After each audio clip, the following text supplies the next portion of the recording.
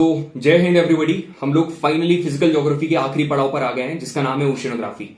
सभी ने हम लोगों ने एक साथ मिलकर जियोमॉर्फोलॉजी कंप्लीट करी, उसके बाद हमने क्लाइमेटोलॉजी कंप्लीट करी, जिसका लास्ट सेशन मैंने बस 2 दिन पहले यहां पर यूट्यूब के ऊपर अपलोड करा था। आप लोग देख रहे हो कंसिस्टेंसी, ठीक है। और अब ये जो सेशन है एक रेगुलरिटी में चलेंगे और बहुत ही पेस के साथ हम लोग अपना सिलेबस कंप्लीट करेंगे। यदि बात करूं क्लाइमेटोलॉजी जो कि हमने फिनिश करी है, उसका जो लास्ट सेशन जो कि बहुत ही क्रूशियल सेशन था, जिसका मैंने नाम क्या दिया था, द लास्ट लेटर। ये जो लास्ट लेटर मतलब कि आखिरी सीढ़ी, वो जो क्लाइमेटोलॉजी की थी उसको मैंने लास्ट लेटर का नाम दिया था। वो जाकर देख लेना, क्योंकि वहां से 3 सवाल आ रखे हैं। उस सेशन से 3 सवाल आए थे एनडीए 1 2024 में। तो वो सेशन बहुत इंपॉर्टेंट है। सारी चीजें मैंने वहां पर कवर करवाई है।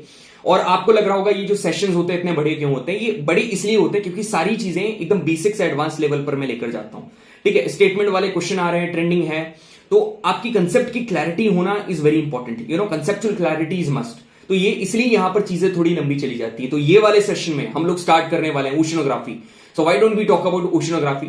Oceanography is the third segment of the physical geography. हम लोगों ने अर्थ के सरफेस के बारे में जाना, मतलब अर्थ के लैंड, बेसिकली लैंड के बारे में हमने जाना, लिथोस्फीयर, जियोमॉर्फोलॉजी। हम लोगों ने एयर के बारे में जाना, atmosphere, climatology. Now it's high time that we started knowing about the water, oceans, जिसको हम लोग बोलेंगे ओशिनोग्राफी। पूरे के पूरे ओशिनोग्राफी को, जैसे मैंने स्टार्टिंग में लास्ट वाले सेशन में कहा था, एकदम जल्दी से मैं कंप्लीट करवा दूंगा। जैसे अपन नॉर्मली बोलते हैं ना, last but not the least. ये लास्ट टॉपिक है और लीस्ट ही टॉपिक है, एकदम छोटा टॉपिक है और बहुत ही क्रूशियल टॉपिक है। इसको 2 सेशन, एकदम छोटे छोटे में 2 सेशन लूंगा। ओशिनोग्राफी नंबर 1 आज का सेशन, और आज से 2 दिन बाद ओशिनोग्राफी नंबर 2। पूरा का पूरा आपका फिजिकल ज्योग्राफी खत्म, पूरा फिजिकल ज्योग्राफी खत्म। पूरा मैंने जियोमॉर्फोलॉजी कंप्लीट करवा दिया, क्लाइमेटोलॉजी, और यहीं से आपका ओशिनोग्राफी 2 दिन में कंप्लीट हो जाएगा। बढ़िया प्रॉपर नोट्स बना लेना, बहुत ही ज्यादा आपको हेल्पफुल होने वाला है, ठीक है। And I really have a lots of appreciation for a few guys. भाई इतने कंसिस्टेंट हैं, इतने डेडिकेटेड हैं। नेक्स्ट सेशन नहीं आता, टेलीग्राम पर मैसेज डल जाता है, ये नेक्स्ट सेशन कब आएगा। तो तुम लोग यार डेफिनेटली एग्जाम फोड़ोगे, और एग्जाम में अभी तक ज्योग्राफी है तो तुम लोग फोड़ोगे। और इसके पहले एक अनाउंसमेंट करना चाहता हूं, एक शॉर्ट वीडियो में बनाकर अलग से अपलोड करूंगा। बाकी ऑलरेडी मैं तुम्हारे को बता रहा हूं, आज से 2 या 3 दिन बाद आप लोगों के लिए मैंने फ्री जियोमॉर्फोलॉजी का टेस्ट देने वाला हूं, कंप्लीट जियोमॉर्फोलॉजी। तो रिवाइज कर लेना। ये जो जियोमॉर्फोलॉजी का टेस्ट है, ठीक है, ये जो जियोमॉर्फोलॉजी का टेस्ट है, ये हमारे RoRND एप्लीकेशन पर आपको अवेलेबल करा दिया जाएगा। यहां पर आपके बढ़िया लेवल के क्वेश्चंस होंगे, पूरी जियोमॉर्फोलॉजी यहां पर कवर होगी। और ये टेस्ट में सिर्फ आप नहीं दोगे, बैच वाले स्टूडेंट्स भी देंगे। So be ready to compete them, ठीक है। बढ़िया तरीके से यहां पर उनसे अच्छा परफॉर्म आपको करना है, क्योंकि आप लोगों को भी मैंने एकदम सेल्फलेसली पढ़ाया भाई, एकदम बढ़िया लेवल का कंटेंट दिया है, सारी चीजें करवाई, क्वेश्चन प्रैक्टिस करवाए, सारी चीजें आपको सामने रख दी है। So this is your Kapil भैया। I really welcome you all for RoRND for oceanography. हम लोग स्टार्ट करते हैं ओशिनोग्राफी के बारे में जानना। तो बेसिकली ओशिनोग्राफी मतलब ओशियन, ओशियन का मतलब है पानी, मतलब वाटर, ठीक है। वाटर क्या है तो सभी को पता है, पानी कितना इंपॉर्टेंट है। तो ये थोड़ा सा अपन क्या डायरेक्टली मैं कभी भी सेशन को स्टार्ट नहीं करता हूं, ये देख लो, थोड़ा फील लेकर आते हैं। देखो ओवरऑल जो हमारा हाइड्रोस्फीयर है ना, पानी है, पानी से मिलकर हाइड्रोस्फीयर बना है। So water circulates with in the hydrosphere of the earth in the form of gas, liquid and solid. आप देखना, पानी अलग अलग फॉर्म में मिलेगा, सॉलिड में मिलेगा, गैस में मिलेगा, लिक्विड में मिलेगा, और इसी को तो वाटर साइकिल बोलते हैं। ये क्या है? हाइड्रोलॉजिकल साइकिल है। अब क्योंकि इसी साइकिल की वजह से ये जो पानी है ना, ये लैंड, एटमॉस्फेयर और ओशियन में क्या हो जाता है? एक्सचेंज हो जाता है। कैसे हो जाता है? पानी गिरा, ठीक है, नीचे पानी है, सी है, यहां से भाप बनकर ऊपर उड़ा, भाप बनकर ऊपर गया, ऊपर होने के बाद कंडेंसेशन हुआ, क्या बन गए? क्लाउड्स बन गए। क्लाउड्स होने के बाद वो नीचे गिरा। अब कई जगह आपको आइस के फॉर्म में मिलेगा वो जो पानी, बारिश नीचे गिरने के बाद आप यदि पोलर रीजन में जाओगे तो वहां पर तो पानी आपको आइस कैप्स के फॉर्म में मिलेगा ना, तो वहां पर आपको सॉलिड के फॉर्म में भी मिलेगा। तो अलग अलग फॉर्म में, मतलब लैंड, एटमॉस्फेयर, ओशियन, अलग अलग जगह ये जो सर्कुलेशन हो रहा है, इसको हम लोग बोलते हैं हाइड्रोलॉजिकल साइकिल, ठीक है। अब सभी को पता है ये जो पानी है इसको आप रीयूज भी कर सकते हो, रिसाइकल भी कर सकते हो, इसलिए हम लोग इसको साइक्लिक रिसोर्स बोलते हैं। यदि गलती से तुम्हारा एसएसबी में जीडी आ गया ना, क्या वाटर के ऊपर, या water is a natural resource, कुछ ऐसा करके, तो ये सारी इंफॉर्मेशन आप बोल सकते हो, बिल्कुल बोल सकते हो। और क्या बढ़िया फैक्ट्स हैं। एक बात मैं आपको बताऊं, जो पूरा का पूरा पानी है जो कि अर्थ के ऊपर बना हुआ है ना, ये एकदम सेम तरीके से है जैसे कि बाकी के जैसे एलिमेंट और मेटल्स थे। Water is unevenly distributed through out the surface of the earth. मतलब ऐसा नहीं है कि हर जगह सेम पानी हो, यार ऐसा होता ही नहीं है। नहीं तो आप देखो ना, किसी स्टेट में पानी की स्कैरसिटी आ जाती है, गर्मी के टाइम पर पानी की कमी हो जाती है, तो उनको कितना स्ट्रगल करना पड़ता है सच। तो अभी यहां पर देखो, अलग अलग जगह ये जो पानी है ये अलग अलग तरीके से वहां पर डिस्ट्रीब्यूट रहता है, अलग अलग जगह अलग अलग क्वांटिटी में वहां पर उसकी अवेलेबिलिटी है। तो यदि आप 100%, यहां पर लिख दे रहा हूं, 100% प्लैनेटरी वाटर की बात करोगे, इसमें से 71% जो वाटर है ना, ये कहां पर पाया गया है? ये पाया गया है ओशियन में, ठीक है। ये कहां पर? ओशियन में पाया गया है। इतना पानी ओशन में। अब रिमेनिंग वाटर आपको लेक्स में मिलेगा, glacier, ice caps, ground water resource में यहां पर देखने को मिलेगा, अलग अलग फॉर्म्स ऑफ लाइफ में जो कि सपोर्ट कर रहा है उनको। ठीक है, ओशन। अब यहां आप अपन एक्चुअली पढ़ क्या रहे हैं, हम लोग पढ़ रहे हैं ओशनोग्राफी। ठीक है, वाटर क्यों बता रहे हो भैया, ओशन में वाटर है। ठीक है, तो थोड़ा सा टच बताने के लिए मैं वाटर बता रहा हूं, जस्ट अब स्विच कर रहे हैं ओशन के ऊपर। ठीक है, ओशन क्या है, ओशन आपने देखी होगी, ओशन कैसे दिखती है, ऊपर से देखी होगी ना, मगर आज मैं आपको ओशन का अंदर वाला व्यू दिखाने वाला हूं। ऐसा व्यू दिखाऊंगा जो कि आपने कभी नहीं देखा होगा। रियली जो पहली बार ओशनोग्राफी पढ़ रहा है ना, इतना मजा आने वाला है। कुछ लोगों के कमेंट्स में रीड कर रहा था कि भैया आपकी वजह से क्लाइमेटोलॉजी मजेदार लगने लगा है, तो बढ़िया है, ओशनोग्राफी भी अच्छा लगेगा तेरे को। देखना भाई, अभी दिखाता हूं आपको, पढ़ाता हूं। Oceans are found in greater depths from the earth surface, एकदम गहराई तक पाई गई हैं। अब जैसे आपने देखा होगा ये जो कॉन्टिनेंट्स है ना, कॉन्टिनेंट्स एक दूसरे में मिले हुए नहीं है। ठीक है, आप देखना अफ्रीका अलग है, यहां पर आपको क्या, यहां अलग आपको अफ्रीका मिल जाएगा। ठीक है, यहां अलग ये है, यहां पर नॉर्थ अमेरिका, ये साउथ अमेरिका, यहां पर ये अलग, यहां पर ऑस्ट्रेलिया, ये पूरा कहानी एकदम अलग चल रही है। मगर इन कॉन्टिनेंट्स के साथ ना, इनके जैसा ये अलग अलग नहीं है भाई। ये सारी की सारी oceans they are seamlessly meeting each other, एक दूसरे में मिली हुई हैं, जुड़ रही हैं, और इनको अलग करना बहुत इंपॉसिबल है, and it becomes hard to distinguish them. समझ में आया? इसको हम लोग बोलते हैं ओशन। अब यहां पर एक क्वेश्चन है कि ऑन द प्लैनेट अर्थ, मतलब अर्थ प्लैनेट के ऊपर जो फ्रेश वाटर की अवेलेबिलिटी है, फ्रेश वाटर, समझ रहे हो, it is less than 1% of the total water found. जितना भी वाटर यहां पर अर्थ पर है ना, वो 1% से भी कम फ्रेश वाटर है। ये स्टेटमेंट बिल्कुल सही है। दूसरी स्टेटमेंट क्या है, अब जितना भी फ्रेश वाटर प्रेजेंट है, ये तो आपका मतलब एसएसबी का लेक्चरेट का काम हो गया, ये वाली लाइन एकदम जाते से ही बोल देना।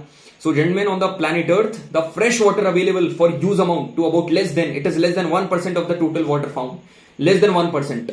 अब और क्या देखो, ये जो टोटल फ्रेश वाटर है ना, जो कि हमारे अर्थ पर प्रेजेंट है, फ्रेश वाटर की बात चल रही है, 95% is bound to be in solar, मतलब इतना जो पोलर आइस कैप्स और ग्लेशियर है वहां पर 95%, इतना भी ज्यादा नहीं है भाई। सेकंड स्टेटमेंट गलत है। क्यों गलत है देखो मैं आपको बताता हूं। 95% नहीं है।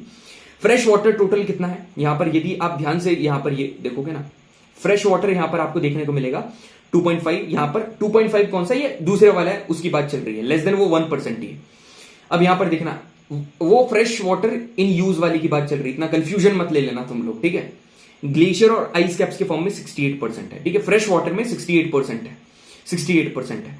अब इतनी पूरी कहानी आपको समझ में आ गई। ठीक है, ज्यादा लोड लेने की जरूरत नहीं है भैया, ये इतने सारे नंबर हैं कैसे, ये छोड़ दो। ठीक है, हमारा मेन काम है ओशन के बारे में जानना। वो एक क्वेश्चन था इसलिए मैंने आपको ये बताया, अब आगे बढ़ रहा है। ठीक है, मेन हमारा सेशन है, यहां से शुरू हो रहा है। भैया ये बताओ कि ओशन बना कैसे, पहले आप सारी चीजें बेसिक से बताते हो, तो जरा ओशनोग्राफी को भी बेसिक से स्टार्ट करो ना, चिंता मत करो, एकदम बढ़िया से बताता हूं तुमको। देखो ओशन पता कौन सी प्रोसेस से बने, डीगैसिंग। पहले क्या हुआ था, अर्थ जब अपनी प्रीमोडियल स्टेज में थी, मतलब जब अर्थ का फॉर्मेशन हुआ था, उस टाइम पर अर्थ पर बहुत सारे वॉल्केनिक इरप्शन हुए।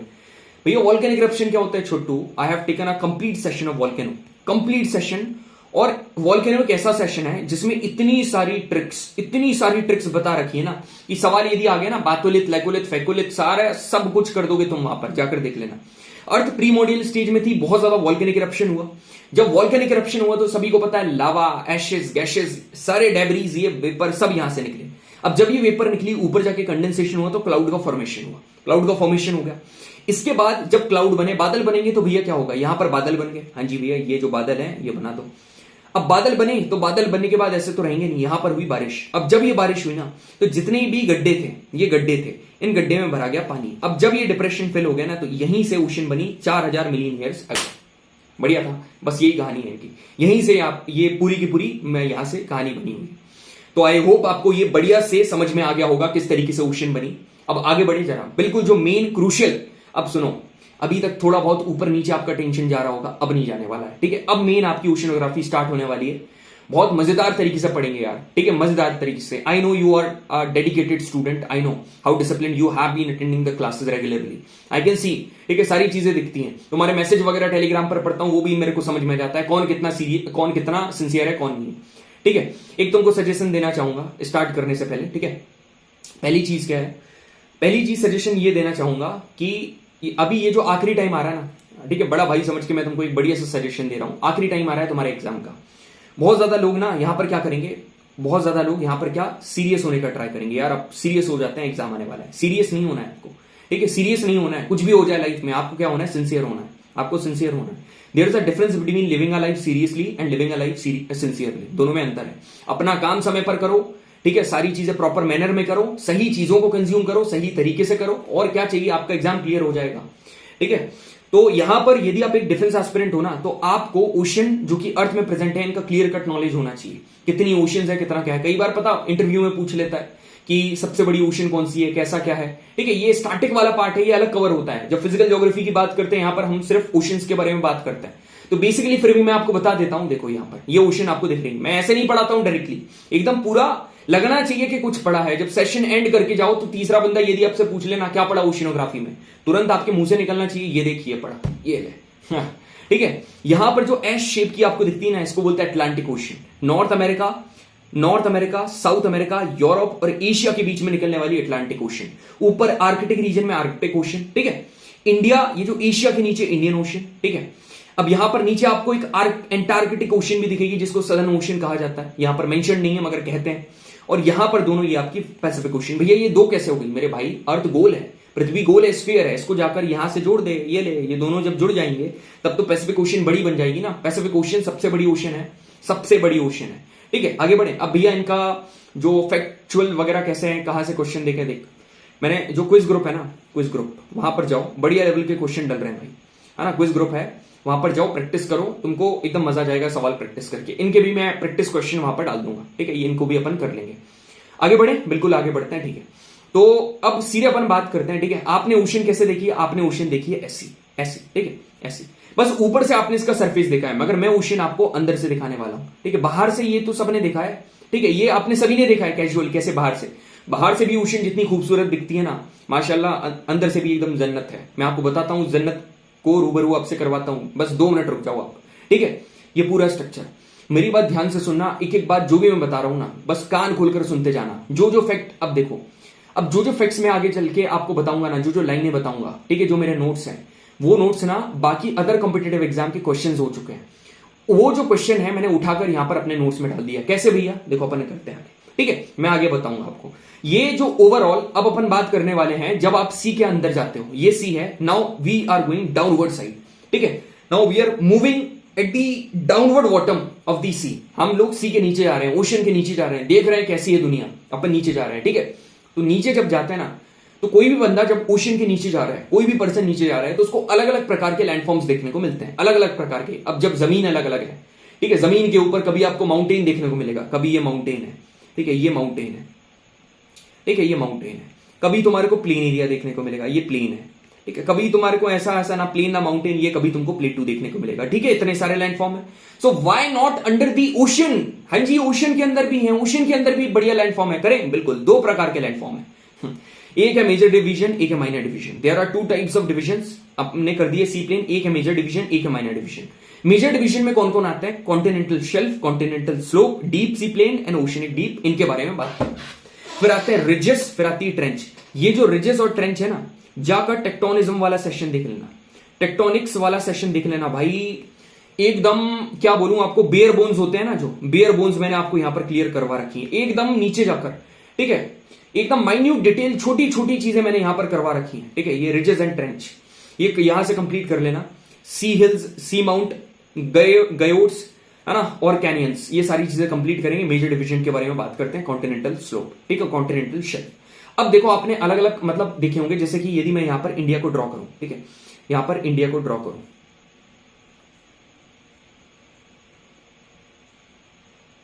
ठीक है, ये इंडिया है, नीचे वाला इंडिया है। अब यहां पर तुमको लग रहा होगा इसकी जो बाउंड्री है, जो कॉन्टिनेंटल बाउंड्री है, ठीक है, वो कितनी है, वो इतनी है, कॉन्टिनेंटल बाउंड्री इतनी है। मगर एक बात बताऊं, ये जो कॉन्टिनेंटल बाउंड्री है ना, ये और एक्सटेंड है, ये कॉन्टिनेंटल बाउंड्री और एक्सटेंड है आगे, ठीक है, कॉन्टिनेंटल बाउंड्री और एक्सटेंड है। मैं मान रहा हूं कि इसके ऊपर पानी है, क्यों, इसके ऊपर पानी, अब इधर तो तुम्हारी इंडियन ओशन है ना, ये पूरी इंडियन ओशन है, अब पानी थोड़ा इधर भी आ गया, मैं मान रहा हूं पानी थोड़ा सा इधर भी आ गया, तो कोई नहीं भाई, शेल्फ, जैसे कि ये दीवार है, पूरी दीवार है, ये जैसे दीवार होती है ना, उसमें से एक ऐसा निकला होता है, उसको शेल्फ बोलते हैं। तो ये पूरा तुम्हारा ऐसा ऐसा करके ये भारत है, थोड़ा सा आगे निकला हुआ ये शेल्फ है, मतलब थोड़ा सा extended part of the continent, बाहर निकला हुआ पार्ट ऑफ द कॉन्टिनेंट, और पानी का उसके ऊपर फ्लो है। बस अब देखो, अब बताता हूं आपको क्या है, ठीक है। कॉन्टिनेंटल शेल्फ क्या कहानी है, सारी चीजें तुम्हारे को क्लियर होंगी, ये देखो, ठीक है। कॉन्टिनेंटल स्लोप क्या है, ये देखो, तुम्हारे को इतना यहां पर पहले दिख रहा है, ये इतनी चीजें क्या है, कॉन्टिनेंट है, ठीक है, यहां पर तुमको इतना दिख रहा है। अब यहां पर आए, यहां पर ये जो पानी है यहां पर इतना आ गया पानी, ये पानी यहां पर आ गया, ये यहां पर भी पानी आ गया, तो ये क्या बन गया, कॉन्टिनेंटल शेल्फ बन गया, क्योंकि कॉन्टिनेंट के ऊपर आ गया और वो पार्ट है कॉन्टिनेंट के, मगर पानी उसके ऊपर आ गया। तो क्या चीज है देखो, it is the extended margin of each continent occupied by shallow sea. कुछ नहीं, हर कॉन्टिनेंट का कुछ निकला हुआ पार्ट है, उसके ऊपर कम गहरी सी आकर ऑक्यूपाई हो गई, मतलब पानी उसके ऊपर आ गया है जो कि ज्यादा गहरा नहीं है, ठीक है, इसको कॉन्टिनेंटल शेल्फ बोलते हैं। सबसे शैलोएस्ट पार्ट है ओशन का, मतलब कि कम गहरा, सबसे कम गहरा जो पार्ट है वो कौन सा है, कॉन्टिनेंटल शेल्फ है। इसका एवरेज ग्रेडियंट, मतलब कि यदि स्लोप की बात करोगे ना, 1 डिग्री से भी कम है और या फिर 1 डिग्री है, ठीक है। Shelf ends at very steep slope called shelf break. अब ये शेल्फ कहां पर एंड होता है, जैसे ये यहां पर है, यहां पर जा रहा है, यहां पर जा रहा है, तो यहां पर एंड होगा ना, यहां पर, तो इसको हम लोग बोलेंगे शेल्फ का ब्रेक। यहां तक तो कोई भी चीज कठिन नहीं थी, एकदम इजी चीज थी। अब सुनो, ये जो कॉन्टिनेंटल स्लोप है इसकी विड्थ और डेप्थ, मतलब चौड़ाई और गहराई ओशन टू ओशन वेरी करती। कहीं पर आपको 30 मीटर दिखेगी, या तो कहीं आपको 600 मीटर दिख जाएगी, या तो 30 मीटर या 600। भैया और ज्यादा किलोमीटर में क्यों नहीं है, अरे भाई कॉन्टिनेंट एक लिमिट तक है, उसके ऊपर पानी भी एक लिमिट तक भरेगा ना, तो 30 या 600। देखो मैं आपको बता रहा हूं, जैसे कि साइबेरियन शेल्फ है या आर्कटिक ओशन में दुनिया का सबसे लार्जेस्ट ओशनिक सेल्फ है, और दुनिया का, याद रखना ये इंपॉर्टेंट है, दुनिया का सबसे बड़ा लार्जेस्ट ओशनिक सेल्फ कौन सा, साइबेरियन सेल्फ, क्योंकि आर्कटिक ओशन में। अब दूसरी चीज, एक सुमत्रा आइलैंड है, ठीक है, सुमत्रा है, सुमत्रा आइलैंड, सुमत्रा रीजन है। ये जो सुमत्रा रीजन है यहां पर आपको एब्सेंट है, यहां पर है ही नहीं भाई, यहां पर एब्सेंट है, यहां पर शेल्फ है ही नहीं, यहां पर शेल्फ ही नहीं है। तो वही चीज है, विड्थ वेरी करती है ओशन टू ओशन, कहीं पर होगा कहीं पर नहीं होगा। अब ये जो कॉन्टिनेंटल स्लोप है ना, दे आर कवर्ड विद, अब देखो कॉन्टिनेंट के कोने पर प्रेजेंट है, तो यहां पर बहुत सारे सेडिमेंट्स आएंगे अलग अलग थिकनेस के। कौन लेकर आएंगे, रिवर्स लेकर आएंगे, ग्लेशियर लेकर आएंगे, विंड्स लेकर आएंगे, ये सारे सेडिमेंट्स यहां पर मिलते हैं। यदि ये सेडिमेंट्री डिपोजिट्स, सुनो, यदि ये डिपोजिट सेडिमेंट्री डिपोजिट्स हैं, सेडिमेंट्री रॉक भी लेकर आ सकते हैं। तो मैंने आपको क्या बताया था, sedimentary deposits are the source of fossil fuel which are found in the layer.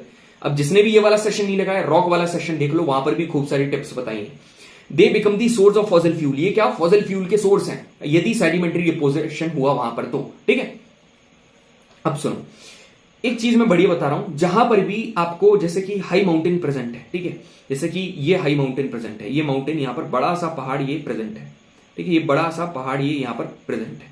तो अब यदि बड़ा पहाड़ यहां पर प्रेजेंट है, तो आप एक बात बताओ, ये जो पानी है क्या आगे जा पाएगा, क्या पानी ये कॉन्टिनेंट को काट पाएगा, क्या नहीं काट पाएगा भैया, नहीं काट पाएगा। थोड़ा बहुत ही रीजन ऐसा होगा जो कि ऐसा निकला होगा, ये निकला हुआ, ये रीजन थोड़ा बहुत ही होगा। तो माउंटेन के पास ये क्या है, ये माउंटेन्स है, यहां पर ये क्या है, ये कॉन्टिनेंटल शेल्फ है। ये जो शेल्फ है यहां पर नैरो है, सकड़ा है, ठीक है, सकड़ा है यहां पर, ठीक है। मगर यदि आप किसी प्लेन रीजन की बात करोगे, ठीक है, यदि आपने वही चीज यहां पर, जैसे कि मैंने ये बना दिया क्या, प्लेन रीजन, ठीक है, ये पूरा का पूरा यहां प्लेन रीजन है, ये प्लेन रीजन है, ठीक है, ये प्लेन एरिया है। अब यहां पर प्लेन एरिया है, यहां तो पानी भाई सीधा आ जाएगा ना, ये पानी यहां पर इसके ऊपर चढ़ जाएगा, इजीली जा सकता है, माउंटेन को तो काट भी नहीं पा रहा था। तो ये जो इतना रीजन है यहां का जो शेल्फ है, ये शेल्फ कैसा, ये है वाइडर, ये है वाइडर, बस यही चीज नीचे लिखी हुई है, आप खुद देखो। ऐसे कोस्टल प्लेन जहां पर हाई माउंटेन सिचुएटेड है, यहां पर शेल्फ नैरो मिलेगा, जैसे कि पैसिफिक ओशन, जैसे कि पैसिफिक ओशन में कॉन्टिनेंटल शेल्फ नैरो है। मगर ऐसे कोस्टल प्लेन, ऐसे तटीय जगह जहां पर प्लेन एरिया है, ऐसे कोस्ट जहां पर प्लेन है, वहां पर शेल्फ चौड़ा होगा। मगर इसका एक्सेप्शन पता क्या है, हमारा वेस्टर्न घाट, ये इसका एक्सेप्शन है। यहां पर क्या है, जितने भी ये माउंटेन प्रेजेंट है ना, ये माउंटेन, ये टुकड़े टूट टूट कर नीचे गिर गए हैं, ये नीचे यहां पर डिपोजिशन हो गया है, तो इसकी वजह से पानी आगे चला गया। तो ये जो वेस्टर्न घाट है ना, ये वाला, ये वाइडर है, ये इवन दो यहां पर वाइडर है, ठीक है, इवन दो भले ही यहां पर माउंटेन है मगर फिर भी वाइडर है, दिस इज एन एक्सेप्शन, ठीक है, ये क्या है, एक्सेप्शन है। क्लियर है, बिल्कुल। आगे अब देखो, ये फिशिंग के लिए बहुत प्रोमिनेंट है, फिशिंग यहां पर होती है, बायोडाइवर्सिटी अच्छी खासी यहां पर मिल जाती है, ठीक है, अच्छी खासी बायोडाइवर्सिटी देखने को मिलती है। अब आगे बढ़े, बिल्कुल। अब आता है कॉन्टिनेंटल स्लोप। अब मैं देखो, अब जो आपका यहां पर खत्म हुआ, ये देखो, ये शेल्फ खत्म हुआ, ये शेल्फ खत्म होने के बाद अब एकदम से ना कोई बंदा नीचे, ये देखो, ये पर्सन है, ये पर्सन है, यहां पर देखो, ये पर्सन, ये अब ड्राइंग यार मेरी ज्यादा अच्छी है तो तुम लोग हंसना मत, ठीक है। अब ये यहां पर ये पर्सन जा रहा है, आगे जा रहा है, अब यहां पर शेल्फ कवर करा उसने, शेल्फ कवर करने के बाद एकदम से इसको क्या दिखेगा कि यार मैं एकदम से नीचे जा रहा हूं भाई, नीचे क्यों जा रहा हूं, क्योंकि यहां पर आ गया स्लोप। अब ये स्लोप क्या चीज है, यही है वो स्लोप, ये देखो, ये है शेल्फ यहां तक था, ये शेल्फ यहां तक था, अब एकदम से नीचे गए तो ये क्या आ गया, कॉन्टिनेंटल स्लोप, इसको बोलेंगे स्लोप। ये क्या करता है पता, कॉन्टिनेंटल स्लोप को ओशन के बेसिन, ये बेसिन है, ये बेसिन से जोड़ता है, ये चीज जोड़ रही है, ठीक है। ये जो ग्रीन वाला पार्ट है ये उसको जोड़ रही है, कौन से, दोनों वाले लाल पार्ट को। क्लियर हुआ, समझ में आया? बिल्कुल समझ में आया सर। इसकी जो अब इसका स्टीप स्लोप है, स्टीप मतलब एकदम स्टीप शार्प स्लोप है 2 से 5 डिग्री का, और इसकी डेप्थ वेरी करती है 200 से 3000 मीटर। समझ में आया? 200 से 3000। उसकी कितनी थी? 30 मीटर से 600 मीटर बस, मगर इसकी गहराई कितनी? 200 से 3000 मीटर। अब आगे और बढ़ जाएगी। तो यहां पर जो स्लोप की बाउंड्री है क्या इंडिकेट करती है? End of the continent. आपको क्या लग रहा था? एक मिनट रखो।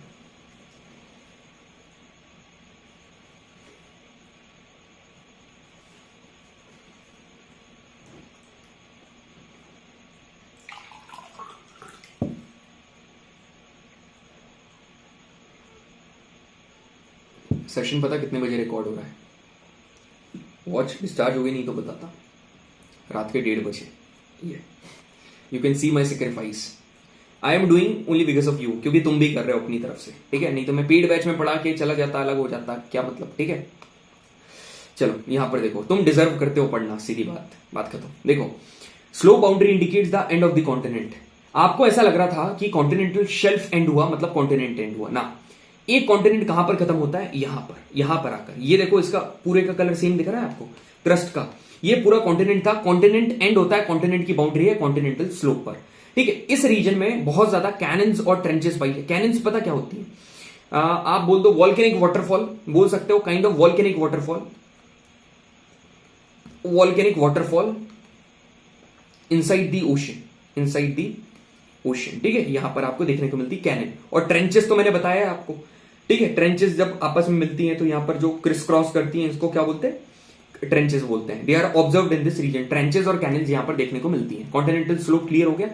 अब आगे बढ़ते हैं, अब बात करते हैं डीप सी प्लेन। ये जो प्लेन आपको प्लेन एरिया यहां पर नजर आ रहा है ना, अब ये देखो, ये शेल्फ था, ये स्लोप था, ठीक है। अब यहां पर क्या आया? ये कैनन, ये देखो, ये निकल रही है कैनन। यहां पर तुमको देखो डार्क ब्लू कलर से कोने में देखो, ये कैनन यहां पर आ रही है। ये और मैं छोटा कर, ये देखो, ये कैनन आ रही है, ठीक है, कैनन निकल रही है। अब यहां पर आपको देखने को मिलता है क्या? यहां पर देखने को मिलेगा डीप सी प्लेन, जिसको एबिसल प्लेन भी कहा जाता है। यहां पर बहुत लोगों को कंफ्यूजन होता है कि डीप सी प्लेन होता है या एबिसल प्लेन, दोनों सेम ही चीज है। यहां पर सबसे जेंटली स्लोपिंग एरिया है ओशन बेसिन का, पूरी दुनिया का सबसे फ्लैट और स्मूथेस्ट रीजन है। और गहराई कितनी? 3000 मीटर से 6000 मीटर। देखो मैं तुमको बता रहा हूं, शेल्फ की गहराई कितनी थी कॉन्टिनेंटल शेल्फ की? या तो 60 मीटर, या तो 60 से कहीं जगह 300 मीटर भी हो रही थी, या 600 मीटर भी हो रही थी, इतनी। स्लोप की बात चल रही थी तो स्लोप का कितना था? 300 मीटर से लेकर 3000 मीटर तक, ठीक है। और अब जब हम ये जो एबिसल प्लेन है, ठीक है, एबिसल प्लेन है, ये कहां से? ये हो रहा है 3000 मीटर से शुरू, कहां तक? 5000 तक, ठीक है। क्लियर, याद रखना, 3000 6000 तक, ठीक है, 6000 तक, 6000 तक, ठीक। समझ में आया सभी को? और it is covered with fine grain sediments like clay and silt. अब आप बोलोगे भैया अभी आपने बोला था कि जो कॉन्टिनेंटल शेल्फ है वहां पर सेडिमेंट्स होते हैं। मैं क्या बोल रहा हूं? Like clay and silt, like clay and silt, clay और सिल्ट की तरह यहां पर आपको मिलता है। आगे बढ़े, बिल्कुल। अब आता है ओशनिक डीप। ऐसा ये प्लेन तो ऐसा चल रहा है, ये देखो नीचे यहां पर प्लेन तो चल रहा है, एकदम से क्या आ जाता है? ये डीप आ जाती है, जिसके साइड में, अब ये डीप है ना, एकदम से डीप आया तो साइड में क्या होती है? ट्रेंचेस होती है। ये जो ट्रेंचेस है ना, इसके साइड में ट्रेंच होंगी, इसका एक पार्ट होता है ट्रेंच। मतलब यदि ये डीप आ गई तो ये क्या है? ये ट्रेंच है, ठीक है। और ट्रेंच के नीचे फिर ये पूरी डीप है, तो it is the deepest part of the ocean. Trenches are the steep sided narrow basin, मतलब स्टीप साइडेड गहरी, यहां पर ट्रेंचेस पाई जाती हैं। ये एकदम ये है स्टीप साइडेड, स्टीप मतलब ये स्टीप स्लोप आपको दिख रहा है, स्टीप शार्प स्लोप। और नैरो बेसिन एकदम सकड़ा, आपको ये रीजन दिख रहा है, नीचे जा रहे हैं, कम होते जा रहे हैं, deeper than the surrounding ocean floor. यहां आसपास से ज्यादा गहरा है, ये बिल्कुल गहरा है, तो इसको हम लोग बोलते हैं ट्रेंचेस। क्लियर है सभी को? बिल्कुल क्लियर है। तो चारों चीजें जो मैंने बताई आपको, पहले क्या बताया? कॉन्टिनेंटल शेल्फ, फिर बताया कॉन्टिनेंटल स्लोप, फिर राइज, फिर क्या आया? एबिसल प्लेन, और यहीं पर क्या आ गया? डीप।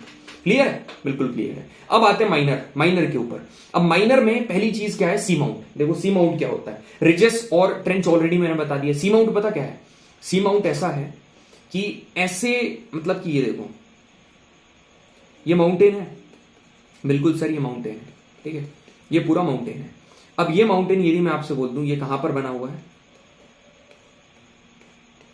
ठीक है, ये बना हुआ है ओशन के अंदर, ठीक है, ओशन के अंदर। मगर ये जो माउंटेन है ना, ये सरफेस तक नहीं पहुंच रहा है, ठीक है, it is not reaching the surface. याद रखना, it is not reaching the surface, surface तक नहीं पहुंच रहा है, इसको बोलेंगे सी माउंट। देखो क्या है, एक mountain with pointed summit, mountain है with pointed summit, okay, rising from sea floor से निकल रहा है, that does not reach the surface, ठीक है, सरफेस पर पहुंच ही नहीं रहा है, इसको बोलेंगे सी माउंट, ठीक है।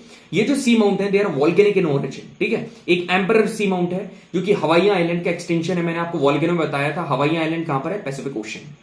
अब यदि मैंने इसी को कुछ नहीं करा, ये जो है ना पूरा का पूरा बना हुआ है, सी माउंट बना है, मैंने इसी को सेम ऐसा बनाया और इसको फ्लैट कर दिया, ऊपर से फ्लैट कर दिया, तो अब इसको पता क्या बोलोगे, इसको यदि आपने फ्लैट कर दिया तो इसको बोलोगे गायोट्स, इसको क्या बोलोगे, गायोट्स। ये देखो, इसको flat top seamount is called guyots, तो यहां पर लिख दो आप, इसको बोलोगे GUYOTS, बस क्लियर है, बिल्कुल क्लियर है। अब देखो कुछ ऐसे लो आइलैंड है, ठीक है, which are found in the tropical ocean, जिनके आसपास कोरल रीफ्स हैं। कोरल रीफ्स मतलब मरीन हैबिटेट्स होते हैं, प्लांट पौधे लगे होते हैं, जो कि आपको देखने को मिलते हैं ना समुद्र के नीचे, जितने भी पेड़ पौधे देखने को मिलते हैं, कभी आपने मूवीज वगैरह देखी होंगी, उसके अंदर वो सारे कोरल रीफ्स के अंदर आते हैं। ये जब एक मतलब ऐसे आइलैंड एक सेंट्रल डिप्रेशन को सराउंड कर रहे हैं, इसको बोलते हैं एटॉल। भैया पिक्चर दिखाओ, ये देखो, ये दिखा आपको, ये सेंट्रल आइलैंड है, ये पूरा आइलैंड है, छोटा सा आइलैंड है, यहां पर सेंट्रली डिप्रेशन को सराउंड कर रहे हैं, इसको हम लोग क्या बोलते हैं, इसको बोलते हैं एटॉल, इसको बोलते हैं atoll.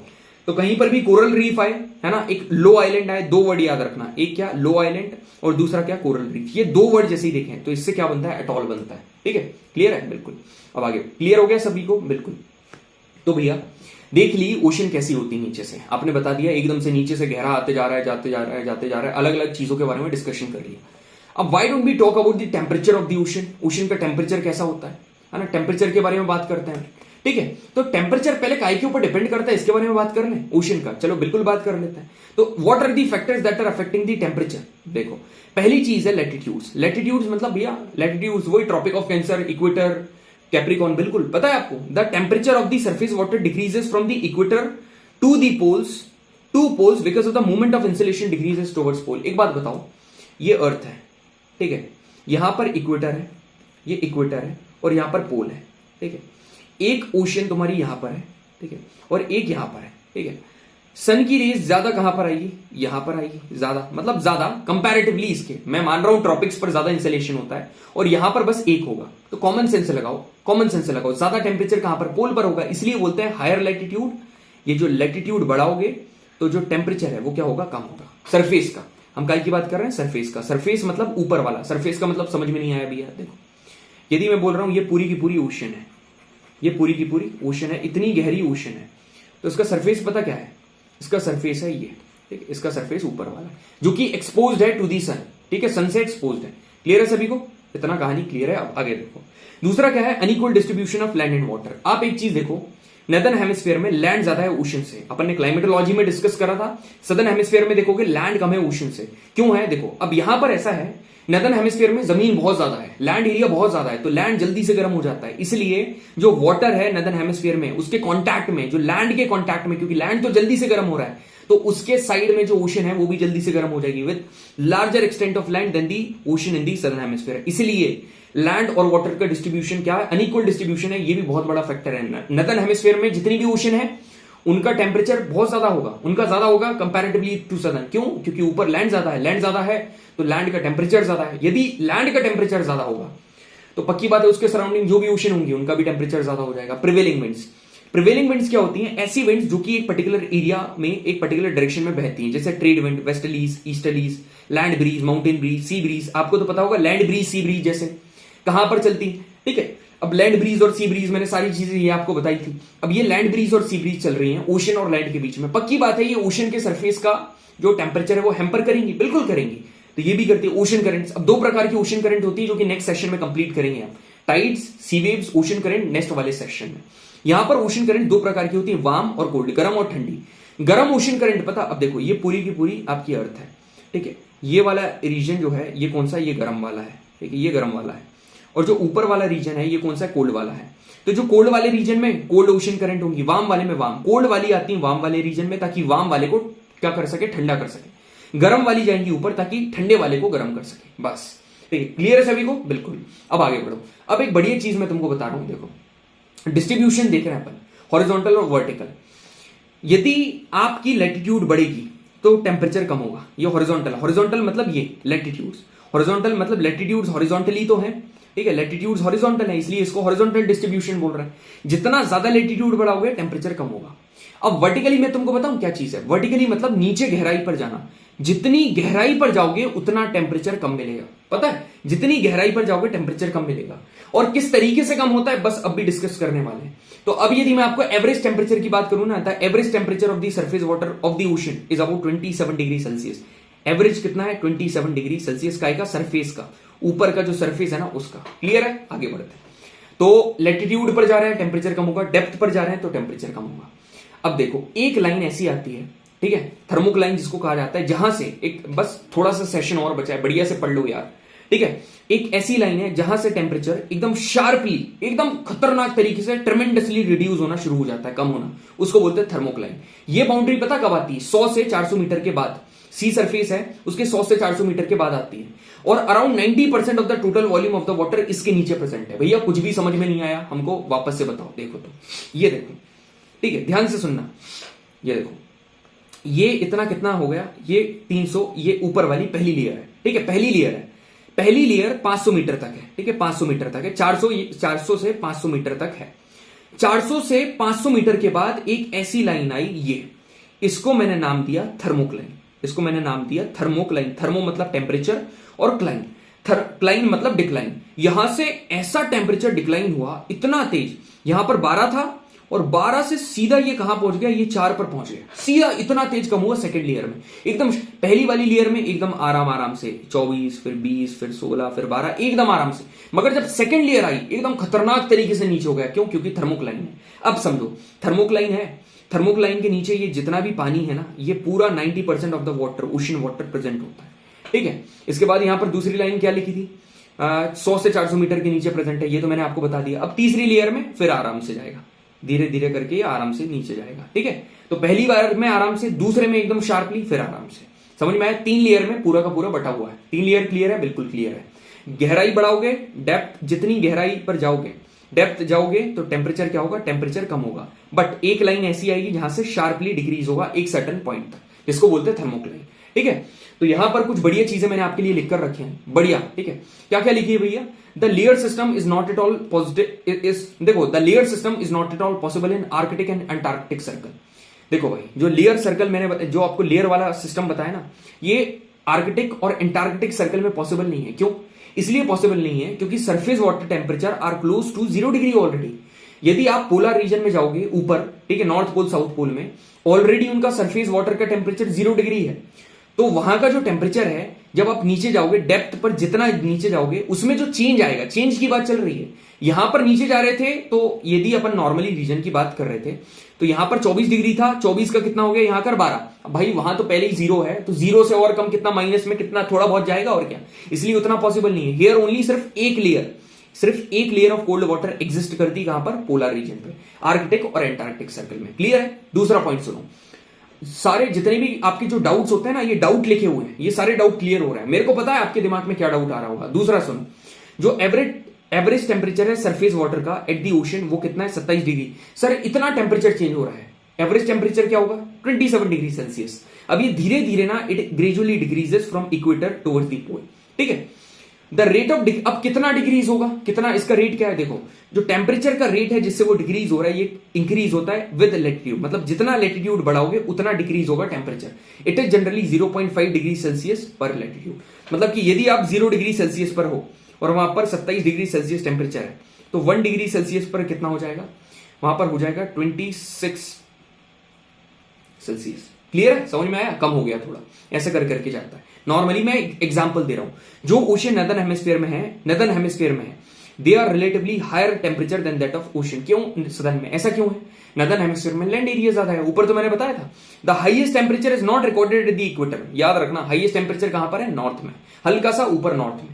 The maximum temperature of the ocean is always at the surface. सही बात है यार, सरफेस पर ही होगा ना, क्योंकि सरफेस डायरेक्टली सन को फेस कर रहा है, because they directly receive the heat from the sun and that heat is transmitted to the lower section of the ocean through the process of convection। याद रखना, इन लेयर में heat transfer हो रही है। कौन? स्काई से, convection से।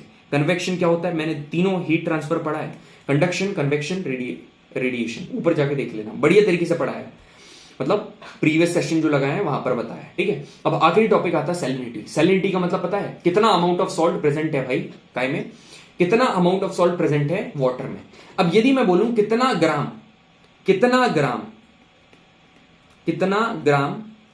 Salt present है, सॉल्ट का कंटेंट प्रेजेंट है 1000 ग्राम पानी में, 1000 ग्राम वाटर में, ठीक है, तो उसको बोलेंगे सैलिनिटी। एग्जैक्ट डेफिनेशन देखो ना, मैं यहां पर बताता हूं। For example the total content, ठीक है, the total content dissolve salt in the total content of dissolve salt in sea water, कितना सॉल्ट सी वाटर में मिला हुआ है, इसको हम लोग क्या बोलते हैं, सैलिनिटी। और अच्छे से बोलना है, the amount of salt in grams dissolved in 1000 gram of sea water, मतलब 1 किलो या फिर 1000 ग्राम पानी में कितने ग्राम सॉलिड सॉल्ट प्रेजेंट है, एकदम हिंदी में अपने नोट्स ऐसे ही मिलते हैं भाई, ठीक है, बच्चों को समझ में आना चाहिए, ठीक है, बस एस्पिरेंट्स को क्लैरिटी मिलना चाहिए, क्योंकि साइड में हिंदी भी लिखा रहेगा वहां पर, क्या दिक्कत है, आपको क्लैरिटी मिलना चाहिए बस। अब सुनो, जैसे कि यदि मैं बोल रहा हूं 35, यदि मैं बोल रहा हूं 35 पीपीटी, ठीक है, इसको क्या बोलते हैं पता, पार्ट्स पर थाउजेंड, इसको बोलते हैं पार्ट्स पर थाउजेंड, और सैलिनिटी को मेजर पार्ट्स पर थाउजेंड में ही करा जाता है, ठीक है। यदि मैंने बोला 35 पार्ट्स पर थाउजेंड, तो इसका मतलब पता क्या है, इसका मतलब ये है, इसका मतलब ये है कि 35 gram of salt is present in 1000 gram of water, 1000 gram of sea water, और 35 इज दी एवरेज सैलिनिटी। तो आपको एवरेज भी याद हो गई, ये लिखा है एवरेज सैलिनिटी ओशन की कितनी होती है, 35 पीपीटी। पीपीटी का मतलब क्या है, पार्ट्स पर थाउजेंड, ठीक है, ये लिखा हुआ है पार्ट्स पर थाउजेंड, ऐसा ऐसा ऐसा पीपीटी, ठीक है। अब सोर्सेस, अब सैलिनिटी आती कैसे, देखो, एक मिड ओशनिक रिज मैंने आपको बताया, मतलब रिज है नीचे जहां पर वोल्केनिक इरप्शन होता है, आपको सभी को पता है, उसमें से एशेज निकलता है, लावा निकलता है, मतलब डेब्रीज निकलते हैं, बहुत सारी चीजें निकलती हैं। तो ये जो चीजें ऊपर से निकलती है ना, ये क्या करती है, सॉलिड पार्टिकल्स का वहां पर इवोल्यूशन करवाती है, जिसकी वजह से वो जो वहां पर उसकी सैलिनिटी बढ़ जाती है, वोल्केनिक इरप्शन होता है। फिर रेनफॉल की बात चल रही है, देखो यूजुअली रेनफॉल तो कम करती है, मतलब सैलिनिटी को कम करेगी, मगर यहां पर बात काय की चल रही है, एसिडिक रेनफॉल, यहां पर जिसमें CO2 और H2O होता है, रिवर्स, ठीक है, रिवर्स भी। अब reverse short period of time की यदि अपन बात करेंगे ना, देखो शॉर्ट पीरियड ऑफ टाइम की बात करेंगे तो ये क्या करती है, ये शॉर्ट पीरियड ऑफ टाइम में आपका कम करेगी, ठीक है, शॉर्ट पीरियड ऑफ टाइम में सारी चीजें लेकर आएगी, बढ़ा देगी सैलिनिटी, मगर लॉन्ग टर्म में आप देखोगे ना तो ये क्या करती है, सैलिनिटी को कम।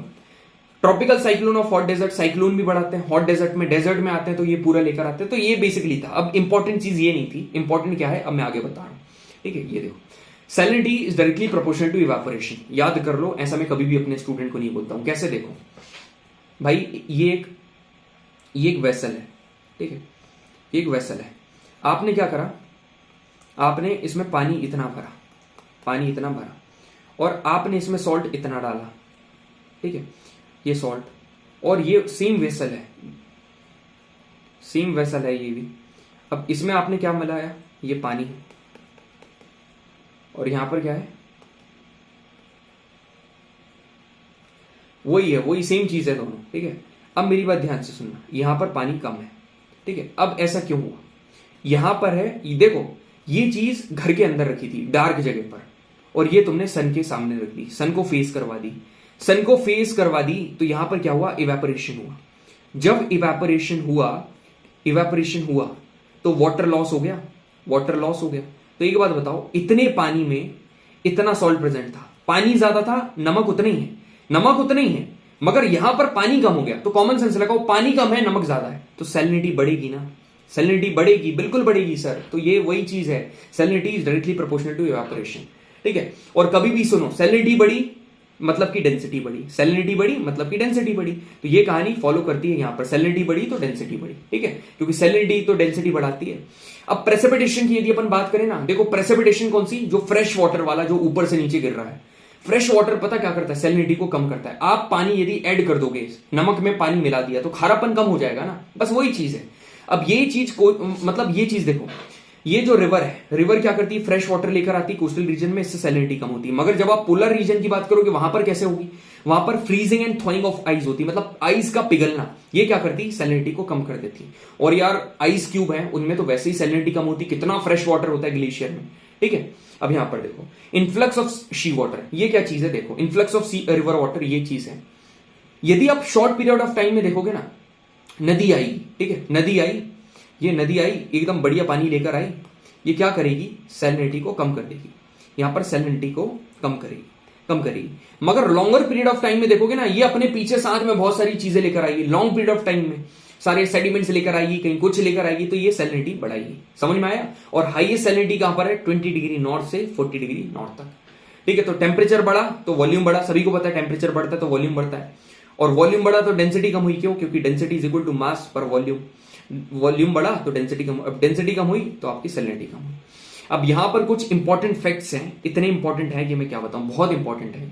ठीक है, बहुत इंपॉर्टेंट है। क्या? डेड सी जो है ना, डेड सी, मरी हुई सी, ये सेकंड हाईएस्ट सैलिनिटी है, इसमें second highest salinity in the world. ठीक है, सॉल्ट सी जिसको कहा जाता है, ये बॉर्डर करती है को जॉर्डन, पैलेस्टीन और इजराइल को। ठीक है, जॉर्डन, पैलेस्टीन और इजराइल को।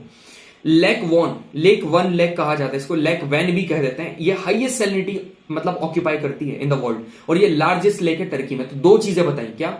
डेड सी बताई मैंने, highest, second highest salinity in the world, किसको बॉर्डर करती है? जॉर्डन, पैलेस्टीन और इजराइल को। अब यदि आप लेक वैन की बात करोगे, ये जो लेक वैन है हाईएस्ट सैलिनिटी यहां पर होती है। ठीक है, तो it was all about our first session. ठीक है, ये पूरा रहा। अब सैलिनिटी का डिस्ट्रीब्यूशन और देख लो आप कैसा है। देखो, दो प्रकार के डिस्ट्रीब्यूशन है, एक हॉरिजॉन्टल और एक वर्टिकल। हॉरिजॉन्टल का मतलब क्या है? पोल के पास सैलिनिटी ज्यादा होगी और पोल इक्वेटर के पास ज्यादा होगी और पोल के पास कम। कॉमन सेंस है भाई, कैसे? देखो कैसे कम है।